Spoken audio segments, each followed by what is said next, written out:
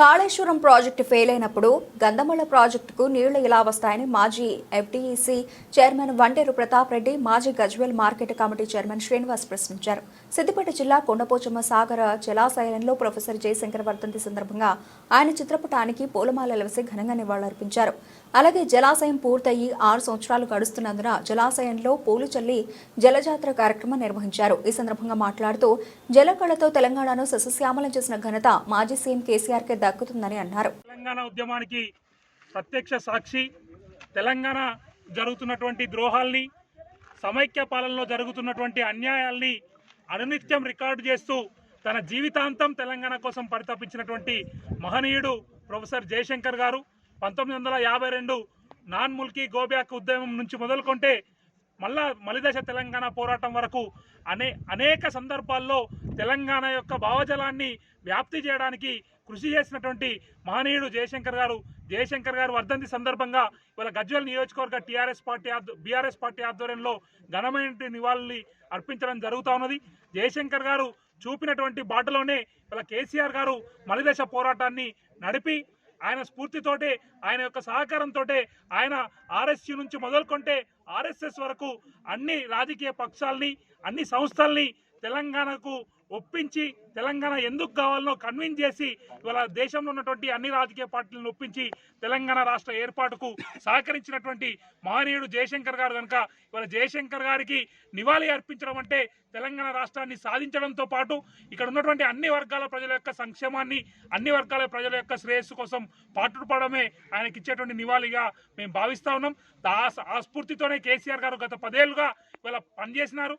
మళ్ళీ తిరిగి ఇవాళ ఇక్కడ ఉన్నటువంటి ఈ కొత్తగా ఏర్పడినటువంటి కాంగ్రెస్ ప్రభుత్వం ఇవాళ తెలంగాణ హక్కులకు, తెలంగాణ యొక్క ప్రయోజనాలకు తిలోదకాలకు ఇచ్చేటువంటి ప్రయత్నం చేస్తూ ఉంది. కనుక జయశంకర్ గారు చూపినటువంటి బాటలోనే ఇవాళ ఈ కాంగ్రెస్ పార్టీ చేస్తున్నటువంటి అన్యాయాలన్నింటినీ కూడా ప్రజలకు వివరించి మరోసారి పోరాటానికి మనం అందరం కూడా సిద్ధం కావాలని సందర్భంగా తెలియజేస్తాం. తెలంగాణ ఆవిర్భావానికి, తెలంగాణ రాష్ట్రం ఆకాంక్షకి పునాది రాయినటువంటి జయశంకర్ గారు, మరి జయశంకర్ గారు ఆధ్వర్యంలో మరి కేసీఆర్ గారు ఒక తపనతోని, కేసీఆర్ గారి ఆలోచన విధానాలతోని ఇవాళ తెలంగాణ రాష్ట్రాన్ని మనం సాధించుకున్నప్పుడు ఎక్కడ చూసినా ప్రతి అంగళంలో, ప్రతి ఇంచులో తెలంగాణ రాష్ట్రంలో జయశంకర్ గారి ఆశయాలు, ఆలోచనలు కనిపిస్తాయి.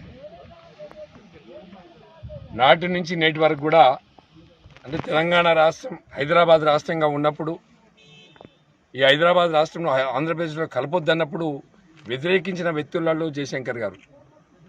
మరి ఆ తర్వాత సమైక్య ఆంధ్రప్రదేశ్గా ఏర్పడి తెలంగాణ రాష్ట్రంలో ఉన్నటువంటి సంపదల మొత్తం కూడా ఆంధ్ర పాలకులు దోచుకున్నటువంటి విషయం మనందరికీ తెలుసు. ఈరోజు వరకు కూడా ఎక్కడ హైదరాబాద్లో ఏ ప్రాంతంలో చూసినా కూడా ఆంధ్ర వాళ్ళ భూములే కనిపిస్తాయి, ఆంధ్ర వాళ్ళ బిల్డింగ్లే కనిపిస్తాయి. అంటే దాన్ని అంచెలంచెలుగా హైదరాబాద్ను కబ్జా చేసినటువంటి విషయం మనందరికీ తెలుసు. ఇది తెలంగాణ రాష్ట్రంలో ఉండే రైతాంగం కానీ, నిరుద్యోగులు కానీ వీళ్ళందరూ కూడా ఉద్యోగ అవకాశాలు లేకుండే. అది సమైక్య ఆంధ్రప్రదేశ్లో ఉన్నప్పుడు సెక్రటరియట్కి వెళ్తే ఆంధ్ర అటెండర్ నుంచి సెక్రటరియట్ వరకు కూడా చీఫ్ ఇంజనీర్ మన సిఎస్ వరకు కూడా ఆంధ్రాకు సంబంధించిన వాళ్ళే ఉండేవాళ్ళు.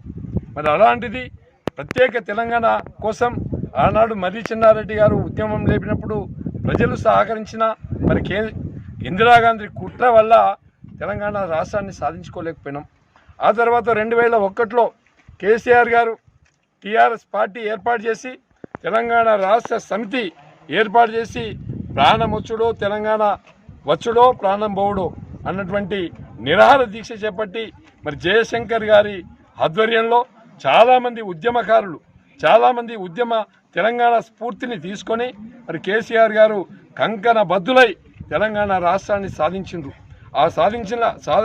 ఆ సాధనలో మరి జయశంకర్ గారి పాత్ర చాలా ఉంది. అందుకే ఇవాళ కేసీఆర్ గారు ఇవాళ తెలంగాణ రాష్ట్ర సమితి బీఆర్ఎస్ రాష్ట్ర వ్యాప్తంగా కూడా ఇలా జయశంకర్ గారికి మనస్ఫూర్తి